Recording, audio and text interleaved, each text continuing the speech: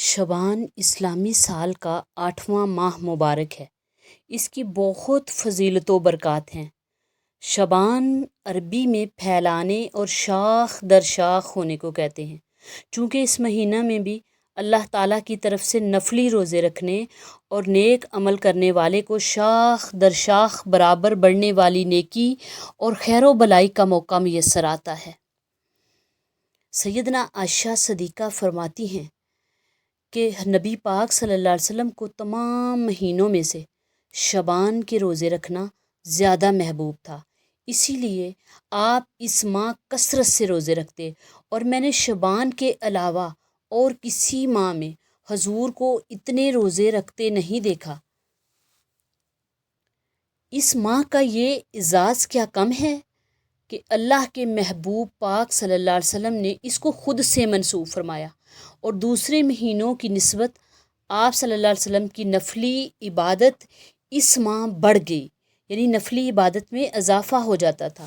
آپ صلی اللہ علیہ وسلم نے اپنی امت کو بھی اس ماہ عبادت کرنے کی تلقین فرمائی۔ حضرت اسامہ کی روایت ہے کہ میں نے عرض کیا کہ اللہ کے رسول، میں نے آپ کو اس قدر روزے رکھتے کبھی نہیں دیکھا جس قدر آپ صلی اللہ علیہ وسلم شبان میں رکھتے ہیں۔ آپ صلی اللہ علیہ وسلم نے فرمایا، یہ وہ مہینہ ہے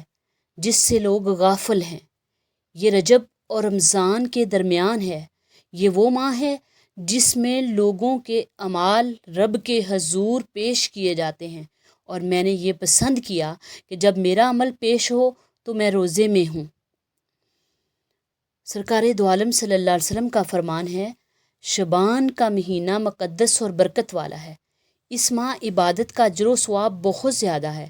حضرت سیدنا انس فرماتے ہیں کہ ماہ شبان کا چاند نظر آتے ہی صحابہ اکرام تلاوت کلام میں مشغول ہو جاتے اور اپنے احوال کی زکوٰۃ نکالتے، حکام قیدیوں کو طلب کرتے، جس پر حد قائم کرنا ہوتی قائم کرتے، باقی مجرموں کو رہا کر دیتے، تاجر اپنے قرضے ادا کرتے اور دوسروں سے اپنے قرضے وصول بھی کرتے۔ حضرت انس سے مروی ہے کہ جو شخص شبان میں ایک روزہ رکھتا ہے،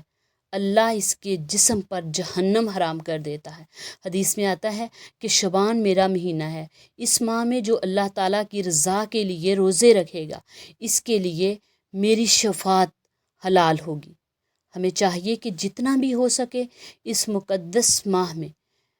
عبادات کی کثرت کریں، درود پاک زیادہ سے زیادہ پڑھیں، کیونکہ یہ میرے محبوب، میرے مرشد کا مہینہ ہے، اور اللہ ہمیں توفیق دے اس میں زیادہ سے زیادہ عبادت کریں، توبہ کریں، اور اللہ ہمیں خیریت کے ساتھ رمضان میں داخل فرمائے۔ آمین یا رب العالمین۔